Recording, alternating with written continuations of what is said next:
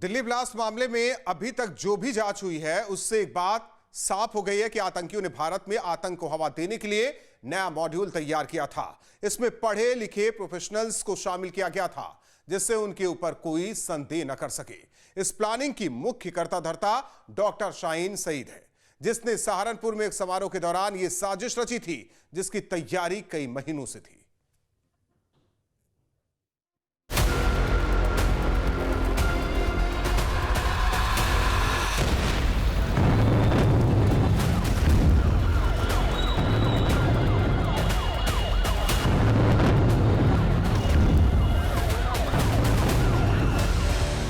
White collar terror module का खुलासा। देश में बड़े धमाके करने की थी योजना, डॉक्टरों को सौंपी गई थी जिम्मेदारी। फरीदाबाद बना आतंकियों की साजिश का केंद्र।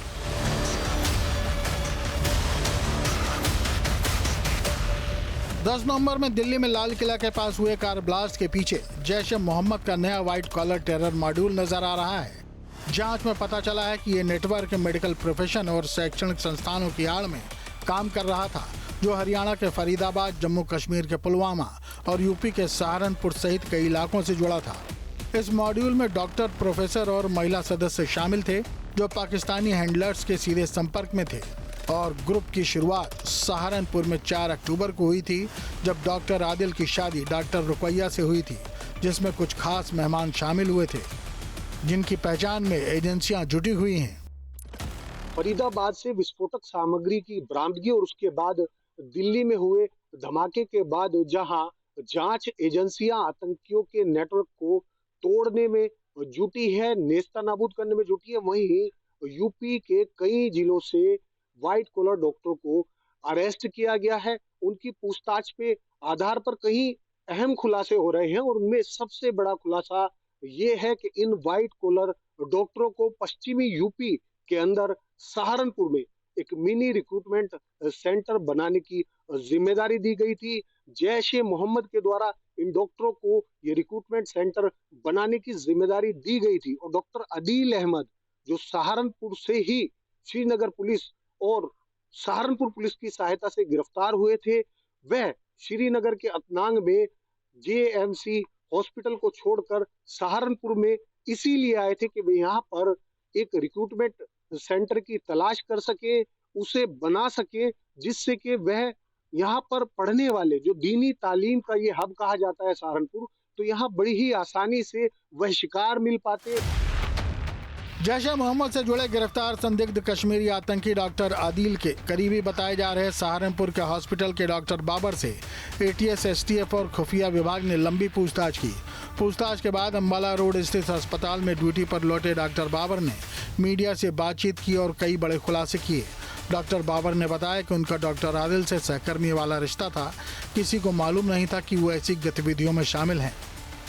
नॉर्मल जो शादी होती है इस तरीके से उनकी शादी थी और सम्मिलित हुआ में कोई सस्पिशियस या कोई इस तरह का व्यक्ति को नहीं दिखाई। आपको कभी ऐसा महसूस हुआ जैसा अब सामने आ रहा है कि बातचीत से नहीं सर, ऐसा कभी हमें ऐसा महसूस नहीं किया कि वो व्यक्ति ऐसी चीजें कर सकता है और या उसकी कोई बातों से ऐसा लगा हो। कोई कभी यहाँ पे भी मिलनसार थे, यहाँ पर भी सबसे मिलनसार थे। डॉक्टर अदील अम्बाला रोड स्थित बापू बिहार कॉलोनी में किराए के इसी मकान में रहता था, जिसमें फिलहाल ताला लगा है। यूपी एटीएस और जम्मू कश्मीर पुलिस ने घर की पूरी तलाशी ली, लेकिन कोई संदिग्ध वस्तु या दस्तावेज बरामद नहीं हुआ। सहारनपुर में दीनी तालीम हासिल करने के लिए बड़ी संख्या में छात्र आते हैं, इसलिए यहाँ छात्रों को प्रभाव में लेने, ब्रेन वॉश करने और संगठन से जोड़ने के लिए ऐसी जगह चाहिए थी जहाँ छात्रों के साथ बैठक हो सके और किसी को शक भी ना हो। यही कारण है कि डॉक्टर अदील 1 साल पहले अतनांग के जीएमसी अस्पताल को छोड़कर सहारनपुर आ गए थे। यहाँ काफी लोग अदील के संपर्क में थे। शक से बचने के लिए अदील जो है बार बार अस्पताल बदल रहा था। अदील बेहद ही शातिर किस्म का जो है आतंकी था और वह ये अस्पताल बार बार इसलिए बदल रहा था कि उस पर कोई शक ना हो पाए। बताया जा रहा है कि दिल्ली रोड स्थित एक निजी हॉस्पिटल में काम किया, उसके बाद फेमस हॉस्पिटल में 5 लाख के पैकेज पे, और अब तीसरे अस्पताल में उसकी बातचीत चल रही थी, लेकिन जो वहां का मैनेजमेंट है उनके साथ जब बातचीत सही ढंग से नहीं हो पाई, लेकिन इसी बीच में आदिल को गिरफ्तार कर लिया गया। उनके पड़ोसियों ने बताया कि डॉक्टर आदिल बहुत कम बाहर निकलते थे और किसी से उनकी बातचीत नहीं रहती थी। कभी कभार दिखते थे। आपकी मुलाकात हुई उनसे? कभी नहीं होता। बातचीत नहीं हुई नहीं, कभी? क्योंकि मैं भी ज़्यादातर कॉलेज में होता हूँ और मैंने बस कभी कॉलेज के टाइम पे सुबह जाते हुए देख लिया, बस ऐसे ही। अच्छा, तो कैसे लगते थे आपको? जी, आपको पता था कि उनका किसी आतंकी संगठन से जुड़ा? कभी किसी से मिलते ही नहीं थे, ना वैसे कभी दिखते थे। सहारनपुर से यूपी एटीएस ने डॉक्टर आदिल के करीबी बताए जा रहे 3 लोगों को हिरासत में ले लिया है। सूत्रों के मुताबिक एटीएस इन तीनों से पूछताछ कर रही है। बताया जा रहा है कि तीनों के डॉक्टर आदिल से गहरे संबंध थे, जिसे लेकर एटीएस कई कोण से जांच कर रही है। देखिए, हम लोग हमेशा अलर्ट रहते हैं और इसमें लगातार कार्रवाई भी रहती है और हम लोग शेयर भी करते हैं जो भी इंफॉर्मेशन होती है, दूसरी टीम्स को मदद भी करते हैं लगातार। इसमें कल रात को जो चेकिंग है उस चेकिंग को किया गया था, खुद मेरे द्वारा भी किया गया, रेलवे स्टेशन, बस स्टैंड और अन्य जगहों पर भी चेकिंग की गई। जांच में सामने आया है कि नेटवर्क की सबसे अहम महिला सदस्य डॉक्टर शाहीन सईद थी, जिसे फरीदाबाद से गिरफ्तार किया गया था। वो जैश सरगना मसूद अजहर की बहन सादिया अजहर से जुड़ी थी और महिला आतंकी विंग जमातुल मोमिनात से जुड़ी थी। ये विंग सादिया ने अपने पति यूसुफ अहमद की मौत के बाद बनाई थी। शादी के अगले दिन यानी 5 अक्टूबर को इस मॉड्यूल ने काम करना शुरू कर दिया था। इसका मकसद फौजियों को धमकाने वाले पोस्टर लगाना, हथियारों की सप्लाई और पैसों का इंतजाम करना था। डॉक्टर आदिल लॉजिस्टिक और फाइनेंशियल चैनल संभालता था। प्लान था कि मेडिकल प्रोफेशन की आड़ में फंडिंग जुटाई जाए और ट्रांसपोर्टेशन चैनल बनाया जाए। लेकिन कश्मीर के नौगाम इलाके में 19 अक्टूबर को जैश के पोस्टर देखे गए, जिसके बाद 27 अक्टूबर को फिर से पोस्टर देखे गए। फिर 50 अधिकारियों की टीम ने 60 सीसीटीवी कैमरों को खंगाला तो जो चेहरा सामने दिखा वो डॉक्टर आदिल का था। 31 अक्टूबर के फुटेज में डॉक्टर आदिल पोस्टर लगाने वाले इलाकों में घूमता दिखा था। इस नेटवर्क की सबसे अहम सदस्य डॉक्टर शाहीन ने इलाहाबाद मेडिकल कॉलेज से MBBS किया और कानपुर मेडिकल कॉलेज में 7 साल असिस्टेंट प्रोफेसर रही थी। 2021 में वो नौकरी छोड़कर गायब हो गई थी। फिर वो डॉक्टर मुजम्मिल के संपर्क में आई और पाकिस्तान के हैंडलर के निर्देश पर महिलाओं को कट्टरपंथ की राह पर लाने लगी। शाहीन की नियुक्ति कानपुर मेडिकल कॉलेज में 2006 में हुई थी। 7 साल असिस्टेंट प्रोफेसर रही थी और 2021 में वो नौकरी छोड़कर गायब हो गई थी, जिसके बाद उसे टर्मिनेट कर दिया गया था। वो डॉक्टर मुजम्मिल के संपर्क में आई, फिर पाकिस्तान के हैंडलर के निर्देश पर महिलाओं को कट्टरपंथ की राह पर लाने लगी। जैश ए मोहम्मद की महिला कमांडर डॉक्टर शाहीन को फरीदाबाद से गिरफ्तार किया गया है, लेकिन उसका कानपुर कनेक्शन भी निकल करके सामने आया है। कानपुर के GSVM मेडिकल कॉलेज में कई सालों तक उसने स्टूडेंट्स को पढ़ाने का काम किया। दरअसल 2006 में UPPSC के द्वारा उसकी नियुक्ति कानपुर के GSVM मेडिकल कॉलेज में असिस्टेंट प्रोफेसर के तौर पर हुई थी, जिसके बाद 2009 में 6 महीने के लिए उसका ट्रांसफर कन्नौज किया गया। लेकिन कन्नौज में उसका मन नहीं लगा और कन्नौज वह कभी कभी ही जाया करती थी। ऐसे में कन्नौज से उसने दोबारा अपना ट्रांसफर कानपुर करा लिया। कानपुर में 2013 तक उसने काम किया और 2013 के बाद अचानक डॉक्टर शाहीन लापता हो गई। कई बार पत्राचार किया गया, लेकिन मेडिकल कॉलेज को उसके बारे में कोई जानकारी नहीं मिल रही थी, जिसके बाद 2021 में उसे टर्मिनेट कर दिया गया। हालांकि उसने दोबारा नौकरी ज्वाइन करने के लिए एक लेटर ही भेजा था, लेकिन इस लेटर को कंसीडर नहीं किया गया। अब जब उसका हाथ दिल्ली में हुई आतंकी घटना में सामने आ रहा है, तब उसके बाद सुरक्षा एजेंसियों के रडार पर डॉक्टर शाहीन है। डॉक्टर शाहीन से संबंधित तमाम वो लोग हैं जो उसके कभी भी संपर्क में रहे हैं। इसी सिलसिले में कानपुर में कल ATS ने GSVM मेडिकल कॉलेज पहुंच करके डॉक्टर शाहीन से संबंधित तमाम रिकॉर्ड तलब किए, उनकी डिटेल ली और इसके बाद टीम यहां से रवाना हो गई। डॉक्टर शाहीन की शादी महाराष्ट्र के रहने वाले जफर हयात से हुई थी। दोनों का तलाक हो चुका है। इसके बाद डॉक्टर शाहीन कानपुर में पढ़ाती रही, फिर नौकरी छोड़कर फरीदाबाद चली गई। डॉक्टर शाहीन के पति डॉक्टर जफर हयात कानपुर के KPM हॉस्पिटल में तैनात हैं। डॉक्टर हयात से पूछताछ करने क्राइम ब्रांच की टीम भी पहुंची थी। हयात के मुताबिक शाहीन विदेश में बसना चाहती थी और वो हिंदुस्तान छोड़ना नहीं चाहते थे, इसीलिए उसने पति से तलाक ले लिया। डॉक्टर शाहीन के पति डॉक्टर हयात हमारे साथ मौजूद, उनसे बात करते हैं। सर, ये बताइए, जब आपको पता चला है कि आपकी पत्नी इस तरीके की गतिविधियों में इन्वॉल्व है, आतंकी गतिविधियों में, तब आपको कैसा लग रहा है? क्योंकि मेरे कोई इमोशनल रिलेशन पर है नहीं, तो मुझे कुछ नहीं लगता। मैं आराम से आपसे बात करता हूँ, मेरे को कोई तकलीफ नहीं। आपको हैरानी नहीं हुई कि जिनके साथ आपने इतने लंबा समय बिताया और उसके बाद इस तरीके की गतिविधि? ये कोई क्या कब क्या कर दे उसके लिए तो आप तो कुछ कह नहीं सकते हैं। आप उनके दिल में तो घुसे नहीं हुए हैं, उनके ज़हन में तो आप घुसे नहीं हुए हैं। वो क्या कर रहे हैं, क्या नहीं कर रहे हैं, जो कि मेरा कोई कॉन्टैक्ट नहीं, तो मैं कैसे कह सकता हूँ इस चीज़ को? तलाक लेने की वजह क्या थी? क्या वजह रही? कोई वजह नहीं थी, बता तो दिए आपसे। हालाँकि कोई वजह वो बाहर जाना चाह रही थी, एक आध बार उन्होंने हमसे बस कहा कि कहाँ जाने की जिद करती थी आप? मैं बाहर कहीं ऑस्ट्रेलिया वगैरह से और यूरोप से कुछ कंट्रीज़ से उनके लिए ऑफर्स आते थे। तो उन्होंने कहा चलिए दोनों लोग चलते हैं, एक साथ में रहते हैं, वहाँ ज़्यादा अच्छी लाइफ होगी। मैंने कहा यार यहाँ कौन सी बुरी लाइफ है, फर्स्ट क्लास मेडिकल कॉलेज के अंदर रह रहे हैं, दोनों बच्चे अपना आराम से रह रहे हैं। एक काम में एडमिशन भी करवा दिया था वहीं पे। अपना आराम से, कोई दिक्कत नहीं थी हम लोगों की, आपस में कोई ऐसा कॉन्फ्लिक्ट नहीं था, ऐसी कोई दिक्कत कैरेक्टर में उस तरीके का आपको लगता था बदलाव आया शादी के बाद में? धर्म के प्रति ज्यादा झुकाव हो गया, कुछ लोगों से ज्यादा बात होती थी? था। कोई मतलब नहीं था हम लोग अपना मस्त अपना लाइफ थी, बेहतरीन फर्स्ट क्लास लाइफ थी। अब उनके अंदर दिल के अंदर तो मैं जानता नहीं क्या था। जैश ए मोहम्मद की लेडी कमांडर डॉक्टर शाहीन की गिरफ्तारी के बाद अब उसके करीबियों पर भी पुलिस ने शिकंजा कसना शुरू कर दिया है। पुलिस ने अलग अलग इलाकों से 9 लोगों को हिरासत में लिया है। कानपुर में मेडिकल कॉलेज के प्रोफेसरों से भी पूछताछ हो सकती है। चूंकि पर्सन ऑफ इंटरेस्ट है, तो यहाँ कहाँ रही, इस दौरान वो किसके किसके संपर्क में आई, उनके ट्रैवल कहाँ रहे, कहाँ गई, कहाँ आई, इस दौरान जो भी एक्टिविटीज उन्होंने करी, इस सब की जानकारी करने के लिए हम लोग कई लोगों से पूछताछ कर रहे हैं जो उनके संपर्क में आए। GSPM कॉलेज का भी उसमें नाम आया है, जहाँ पे रहती थी, जिनसे शादी हुई थी, और इस तरह के तमाम चीज़ों पे हम लोग अभी जांच पड़ताल कर रहे हैं। और 9 लोग करीब अभी उठाए गए जिनसे बातचीत करी जा रही है और उनको छोड़ दिया जाएगा। वो they are not under arrest, अभी जस्ट फॉर क्वेश्चनिंग इन लोगों को लाया गया है और इसका दायरा अभी बढ़ाया जाएगा। जैसे जैसे जानकारियाँ प्राप्त होंगी हम लोग जांच को पुख्ता करने के लिए और भी लोगों से पूछताछ करेंगे। पुलिस ने अब तक कानपुर में हुई आतंकी घटनाओं के पुराने रिकॉर्ड भी तलब किए हैं और शाहीन से जुड़े सभी दस्तावेज खंगाले जा रहे हैं, जैसे मार्कशीट और उसकी फोटो। डॉक्टर शाहीन का कानपुर कनेक्शन सामने आने के बाद कानपुर कमिश्नरेट पुलिस एक्टिव हो गई है।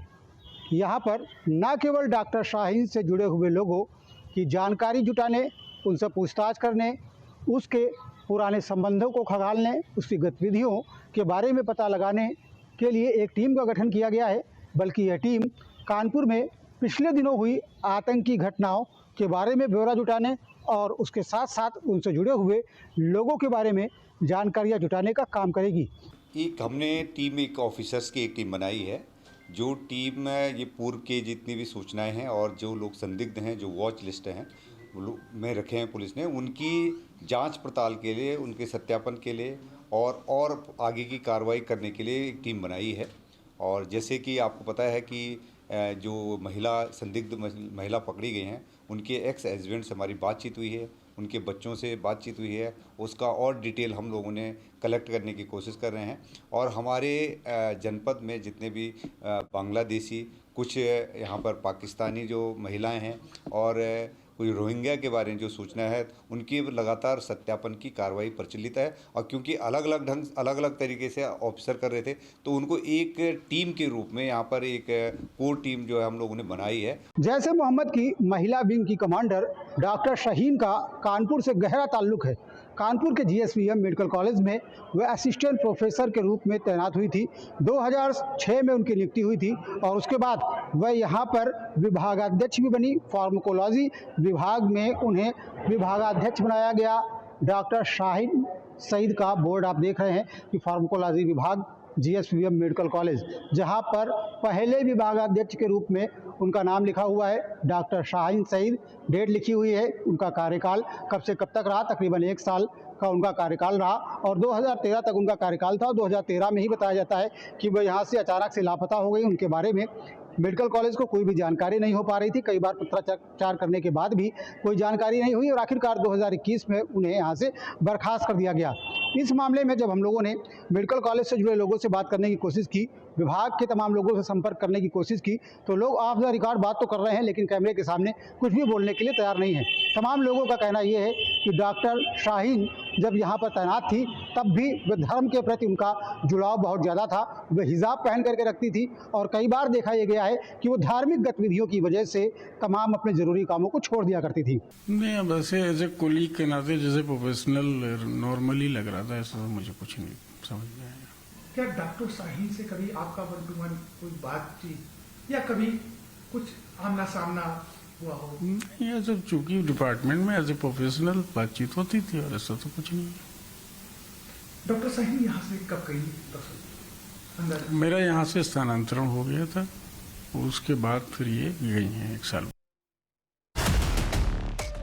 शाहीन ने प्रयागराज से MBBS किया था, लिहाजा वहां से भी शाहीन की गतिविधियों और उससे संबंधित जानकारी को खंगाला जा रहा है। दिल्ली ब्लास्ट मामले में गिरफ्तार डॉक्टर शाहीन सईद के बारे में अधिक जानकारी जुटाने के लिए आज खुफिया विभाग की एक टीम प्रयागराज के मोतीलाल नेहरू मेडिकल कॉलेज भी पहुंची। दरअसल शाहीन सईद ने इसी मेडिकल कॉलेज से MBBS की डिग्री हासिल की थी और 1996 से लेकर 2003 तक वो इस मेडिकल कॉलेज का हिस्सा रही थी।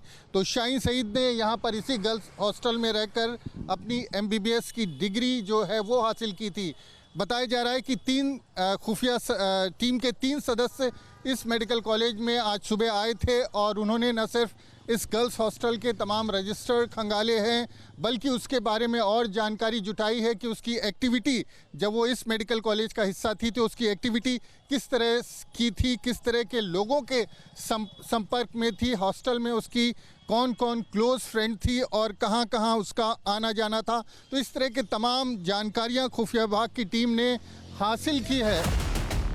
उधर लखनऊ में भी डॉक्टर शाहीन के घर पर सबकी नजर थी। शाहीन और परवेज के बड़े भाई का कहना है कि उनका बहन डॉक्टर शाहीन से नाता टूट चुका है। शाहीन से 4 साल से संपर्क नहीं है और परवेज से भी बात हुए लंबा समय बीत चुका है। यकीन तो नहीं हो रहा। क्यों?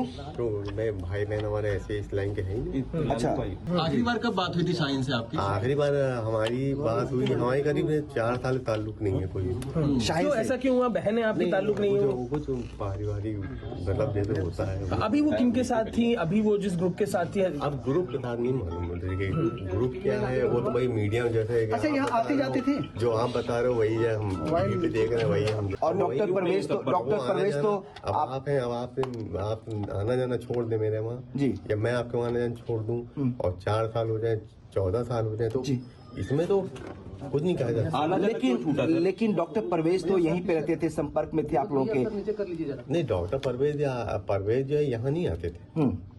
कब से? उनसे भी 3 साल से आना जाना बंद है। सिर्फ यही नहीं, आगरा से भी इस सिंडिकेट के तार जुड़े माने जा रहे हैं, क्योंकि आगरा के SN मेडिकल कॉलेज से ही डॉक्टर शाहीन के भाई परवेज अंसारी ने MD किया था। परवेज ने 2015 में SN मेडिकल कॉलेज आगरा से MD पूरी की थी। इसके बाद सीनियर रेजिडेंट के रूप में काम किया था और 2016 में इस्तीफा दे दिया था। अब एजेंसियां आगरा के SN मेडिकल कॉलेज के भी रिकॉर्ड खंगाल रही हैं। ये पता लगाने की कोशिश कर रही हैं कि क्या परवेज का अब भी आगरा से कोई संपर्क बना हुआ है। दिल्ली धमाके के तार आगरा के SN मेडिकल कॉलेज से जुड़ते हुए सामने आ रहे हैं। जी हाँ, अगर आगरा के SN मेडिकल कॉलेज की बात की जाए तो यहाँ से 2015 में डॉक्टर परवेज अंसारी ने MD की पढ़ाई पूरी की थी और ये डॉक्टर परवेज अंसारी डॉक्टर शाहीन के भाई हैं, जिनको लखनऊ से गिरफ्तार किया गया है। डॉक्टर शाहीन की अगर बात करें तो डॉक्टर शाहीन जो महिला कल लखनऊ से गिरफ्तार की गई थी इस ब्लास्ट के बाद, वो इस पूरे मामले में बहुत बड़ी संदिग्ध भूमिका निभाती हुई नजर आ रही थी और उनके तार तमाम डॉक्टरों से जुड़े हुए थे। और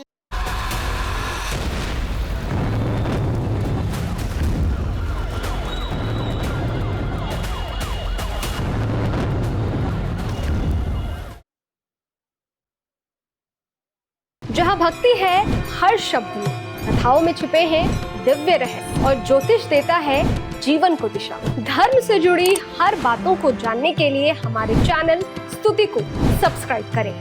चैनल पर जाने के लिए इस लिंक पर क्लिक करें।